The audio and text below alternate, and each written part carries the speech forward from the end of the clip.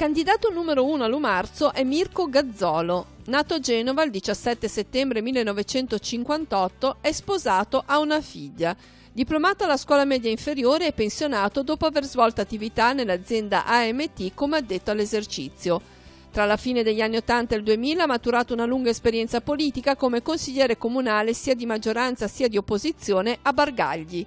Nel tempo libero si dedica al volontariato, milite della Croce Rossa da oltre 20 anni. Si candida a sindaco con la lista Lumarzo nel cuore, uniti per un futuro migliore. Parliamo di famiglia. Secondo lei quali iniziative si possono intraprendere per favorire la permanenza sul territorio di famiglie e soprattutto per arginare il fenomeno della denatalità e anche sostenere le persone anziane? Sì, qua allora il problema è che purtroppo non c'è un asilo, anche diciamo che tenga i bambini piccoli, le famiglie sono costrette purtroppo a trasferirsi in Genova dove hanno questi servizi. Noi vorremmo farli questi servizi, purtroppo vediamo quando ci insidieremo. Il problema è quello. Ci sono dei servizi che si possono implementare sempre per gli abitanti del territorio o anche iniziative per favorire forme di occupazione sul territorio di Lumarzo? Sì, ce ne sono cose. Si può cominciare a formare una cooperativa anche per pulire i sentieri. Abbiamo come si può dire? Abbiamo un territorio che è vastissimo e dislocato in paesini, perché poi il centro è molto piccolo, però i paesini sono tanti e purtroppo ci sono strade che sono quasi rese abbandonate, discariche, queste cose qua.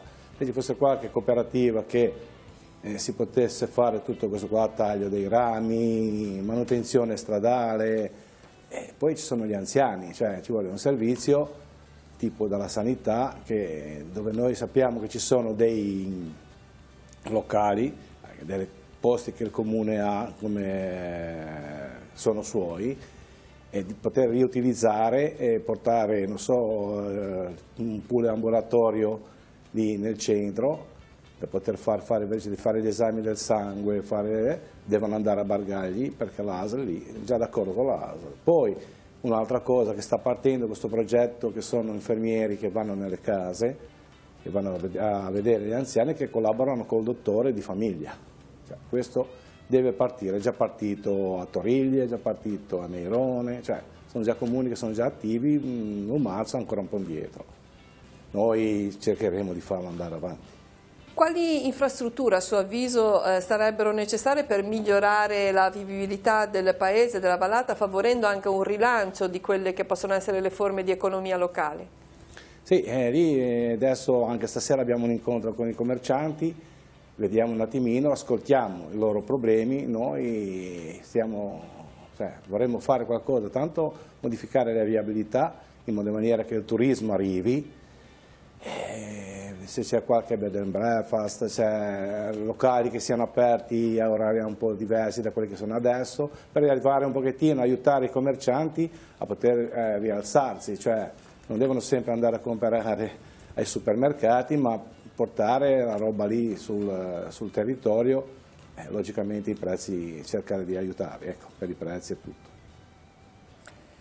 Che importanza hanno le strutture aggregative come la piscina sul territorio e ha in programma nuove iniziative per valorizzare o realizzare nuove strutture anche in un'ottica turistica? Certo, perché la piscina è sempre stata un po' il fiore all'occhiello per il turismo di Lumarzo e adesso pare che è in fase di ristrutturazione e noi vorremmo che questo non solo fosse per un periodo estivo del turismo, ma anche invernale, anche perché vicino c'è la scuola e si potrebbero fare degli sport di piscina anche durante l'inverno se venisse coperta, cioè venisse programmata. Questo vedremo appena rientriamo in possesso entreremo a sedersi in sala comunale. Quali sono i punti cardini del suo programma elettorale? Punti cardini nel mio programma elettorale sono prima di tutto la sanità, vi ho già detto prima, per fare questo, poi attività ludiche, perciò la piscina, rendere fruibile i cittadini, società sportive, rimettere in ordine un campo sportivo, la pallone che c'è, però è in disuso, poi creare una cosa di protezione civile, perché adesso sono solo piccole, si può dire, piccole aggregazioncine piccole che si va sotto un'altra società, diciamo, di portarla nostra.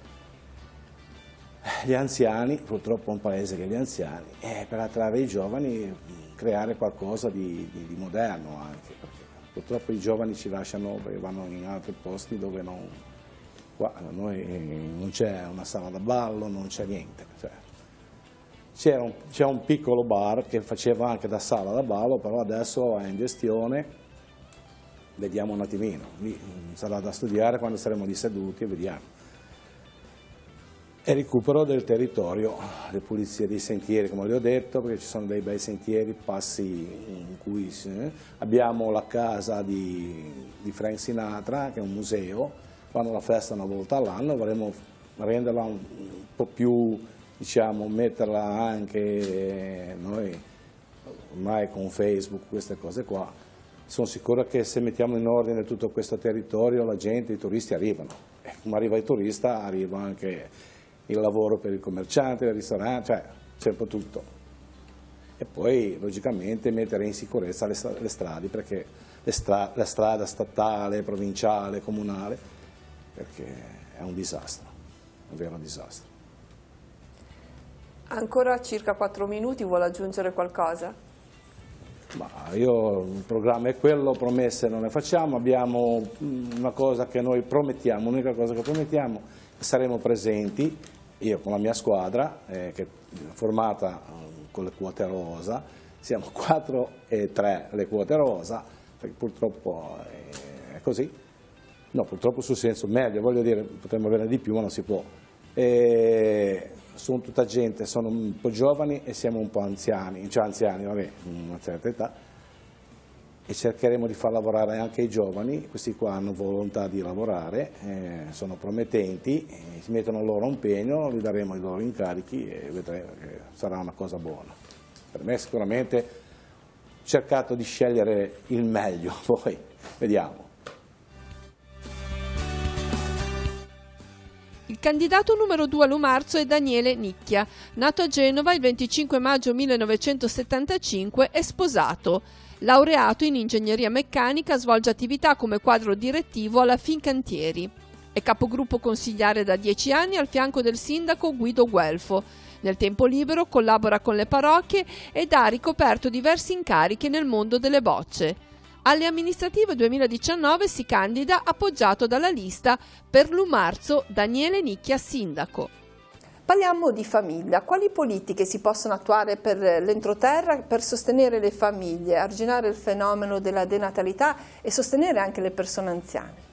Sì, per la famiglia e le persone anziane noi abbiamo pensato di proseguire il lavoro fatto in questi anni, quindi un lavoro fatto di sostegno e servizi alle persone, alle famiglie stesse. Quindi abbiamo una scuola che è sempre stata tenuta molto in riguardo, ha tutte le carte in regola dal punto di vista della sicurezza e quindi i nostri bimbi sono senz'altro sicuri nella nostra scuola e dobbiamo fare chiaramente un continuo ammodernamento delle strutture e anche delle dotazioni didattiche che sono essenziali perché i nostri bimbi possano crescere bene.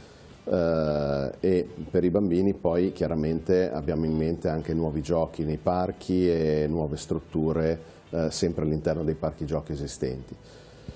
Per gli anziani e la parte invece disabile abbiamo molte altre idee, ci sono dei progetti possibili attivi tramite ASL, il distretto sociale, per cui è possibile stabilire innanzitutto un contatto diretto tra la famiglia e il medico di famiglia attraverso quello che sarà l'infermiere di comunità, cioè una figura sociosanitaria che permette appunto di fare delle prestazioni a domicilio presso i malati e questo è importante perché può evitare ai malati stessi di doversi trasferire.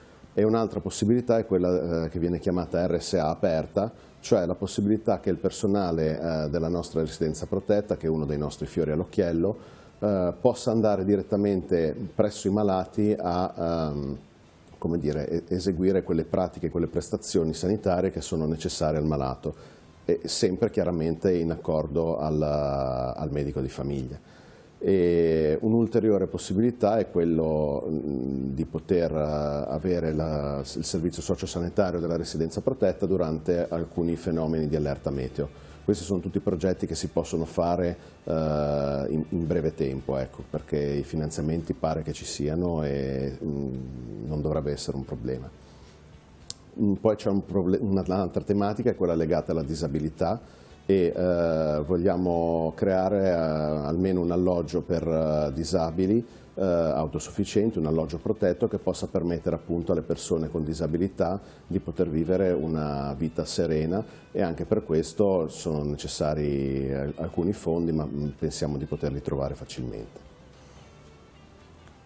Per favorire la permanenza degli abitanti nei paesi sul territorio, si possono a suo avviso migliorare ancora le condizioni, i servizi proprio alle persone e al tempo stesso anche favorire in qualche modo forme di occupazione sul territorio?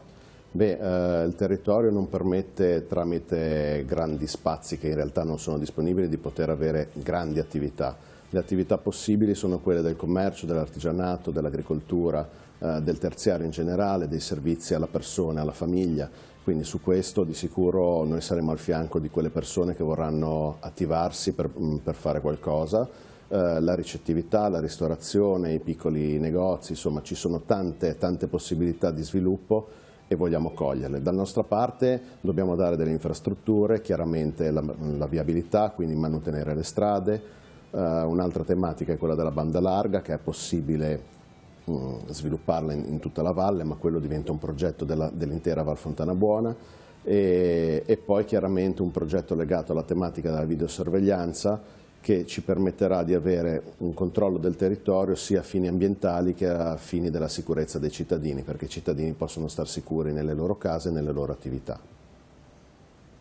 Quali infrastrutture a suo avviso andrebbero migliorate per favorire una migliore vivibilità del territorio, della vallata, favorendo anche un rilancio poi dell'economia di un'intera zona, di un'intera vallata che è la Fontana Buona? La valle è una valle che soffre per il traffico e sinceramente basta curiosare sui siti e su Facebook per rendersi conto dell'esigenza che hanno tutti i cittadini di muoversi e di potersi spostare. Quindi c'è una tematica legata proprio alla manutenzione continua e ordinaria delle nostre strade, che come Comune continueremo a fare con grande impegno, e se ovviamente saremo eletti. E poi c'è una tematica di viabilità più importante, sovracomunale, legata alla 225 che è passata ad ANAS, legata al progetto del tunnel della Fontana Buona, che comunque sarebbe un'infrastruttura importante per dare respiro all'intera vallata.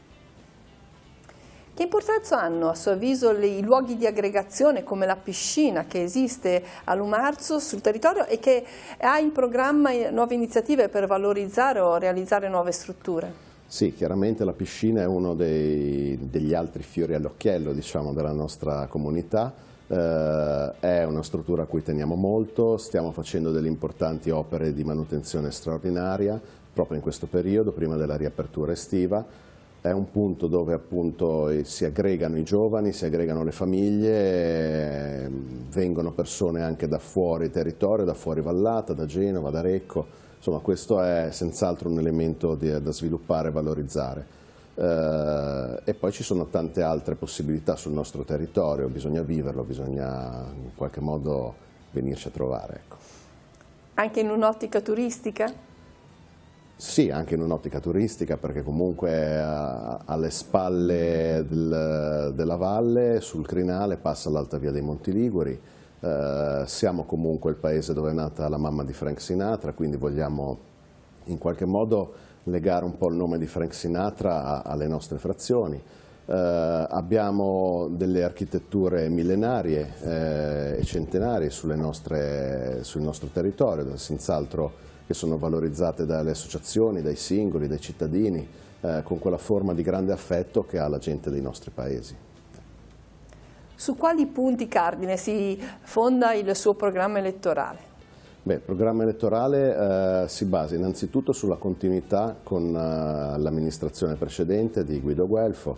Io insieme nella mia lista ho come candidati consiglieri lo stesso Guido Guelfo, il vice sindaco attuale Sergio Ferroggiaro, i 2 vice sindaci precedenti, altre persone che sono state in amministrazione, persone nuove che hanno professionalità e sono dislocate sul territorio, di modo che il colloquio con la gente sia più facile, perché nei nostri paesi amministrare vuol dire anche parlare con la gente, e quindi questo è quello che vogliamo fare. Partiamo da un bilancio solido, perché abbiamo un avanzo di amministrazione importante che investiremo, come abbiamo già detto, in queste attività sul sociale, sulla videosorveglianza, sui servizi ai cittadini, sulla manutenzione viaria, senz'altro, e questo ci permetterà appunto di proseguire in questa attività che viene da 15 anni di amministrazione senza avere il bisogno di dover aumentare le tasse, perché è una cosa che noi non vogliamo fare. Ecco, quindi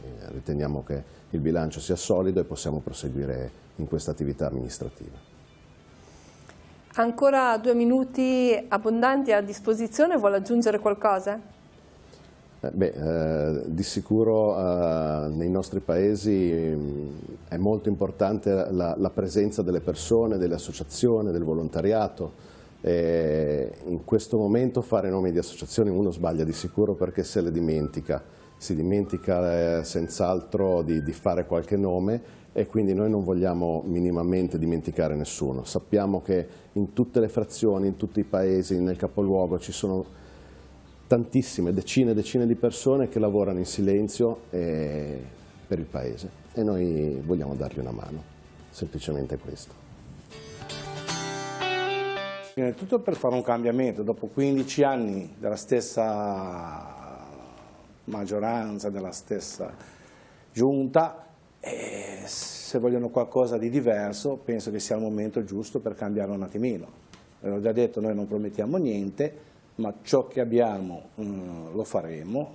Sicuramente la bacchetta magica non ce l'ha nessuno, perché non ce l'ha nessuno, è inutile dire arrivo e faccio dispo. Noi faremo tutto quello che possiamo e bene, e ascoltiamo gli cittadini. Noi saremo aperti in comune, ci sarà sempre uno di noi tranquilli ad ascoltare ai problemi che hanno i cittadini, e dove possiamo venirla incontro prima possibile, logicamente tempi purtroppo e soldi che ci saranno a disposizione noi investiremo per migliorare il Marzo, sicuramente, per renderlo buono.